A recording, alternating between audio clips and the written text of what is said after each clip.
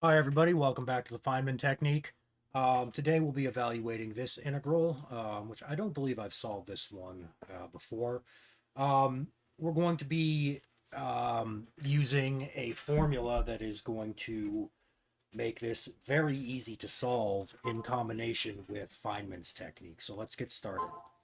All right, so the first thing we're going to do is let's define a function of t that's equal to this, x to the t. Okay. Let's see. Um, we won't worry about what values of t that converges to. It's definitely going to converge for the values that we need it to. So I'll gloss over that part. Um, well, let's see. This is, let's see. Let's see what happens if we use the Leibniz rule for differentiation under the integral sign. So that means basically we're taking a derivative with respect to t on both sides. Now we can use the Leibniz rule for differentiation under the integral sign to bring this right inside. And then taking the derivative with respect to t of this right here is just going to be, well, we don't need to take the derivative of this. This is constant with respect to t, so we only need the derivative with respect to t of x to the t, which is just x to the t natural log x. Okay. And then we will denote d dt f of t as simply f prime of t. Okay, well, let's see. This means that our original integral I is simply f prime at 0.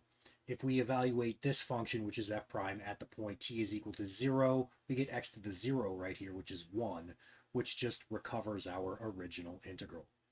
All right, great. So now let's find a new way to represent this. And this is where our formula comes in. The formula that we're going to be using comes from this work that I've done previously. I'll try to link to the video. I'll try to remember to do that. I know sometimes I say I'm going to link to it and I don't. I'll try to remember to link to the video where I derive this formula. Um, but the formula we're using is this. All right, so we have this formula right here, and it converges for certain values of a and b. I won't get into what they are right now. They're going to converge for the values we need them to. Well, let's see. In our f of t, let's see. We need x to the t, so that means a is going to be t. So we'll replace all our a's with a t, and our b is 4 because we need x to the fourth down here. So we will replace all our b's with a 4. Okay,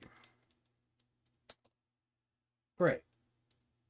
All right, so that means that f of t is equal to this. All right, well, now we're going to need f prime of t so we can evaluate it at t is equal to 0.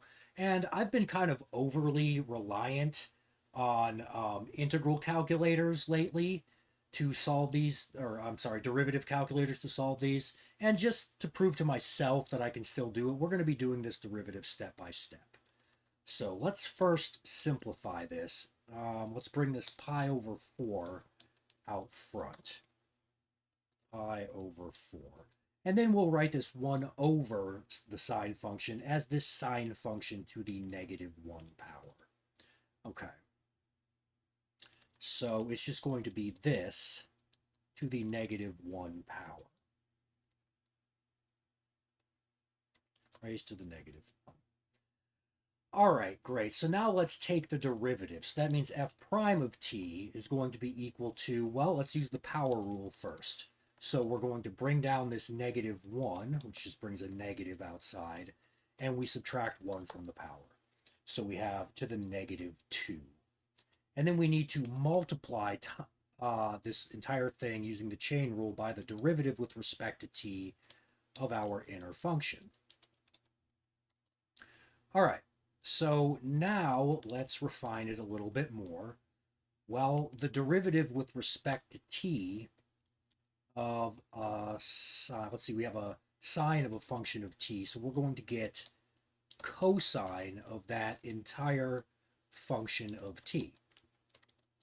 And then times, again using the chain rule, the derivative with respect to t of this. Alrighty. Okay. So now one more line. Let's see. We can bring this pi over 4 outside the entire thing. So that's going to make a pi squared over 16. Okay. And then times the derivative with respect to t of t plus 1, which is just going to give us 1. So that should be our f prime of t. Let's make sure I did it right. Okay, so we have f of t up here, and I'm going to, let's see. I'm going to get rid of all the things. Actually, we'll use our original f of t. All right, so we have our f of t right here. We'll highlight that. Let me bring this out for you so you can kind of see what that function of t actually looks like. And then we'll compare it to this. I'm just going to get rid of the prime notation. Ooh. Oh, that was our original f of t. So I actually need to put a ddt in front of that. Yeah, so we can see that matches. All right, so I did the differentiation correctly.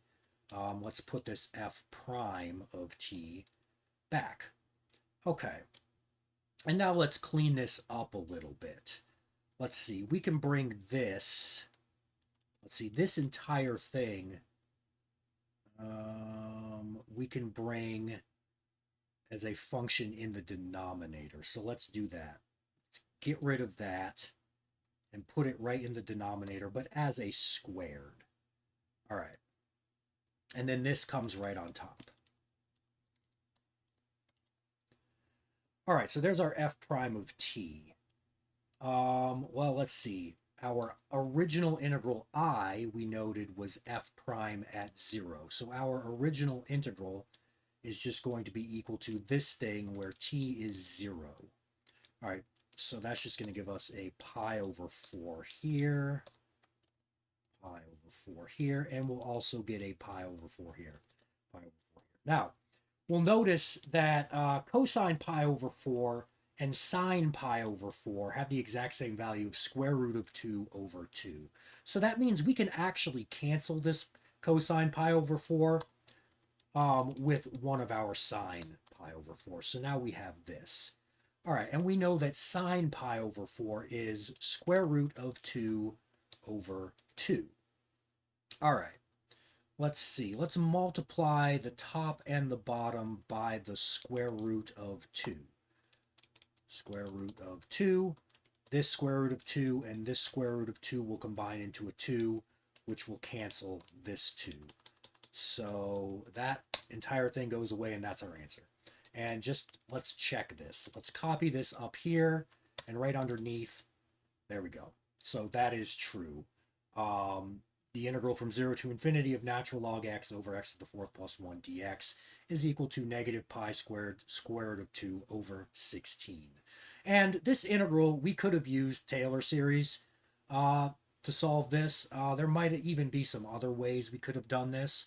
But I thought this was very quick. Once you know this, once you're aware of this formula right here, this original integral right here becomes trivial in combination if you use Feynman integration. So there we go. This integral right here is just equal to that.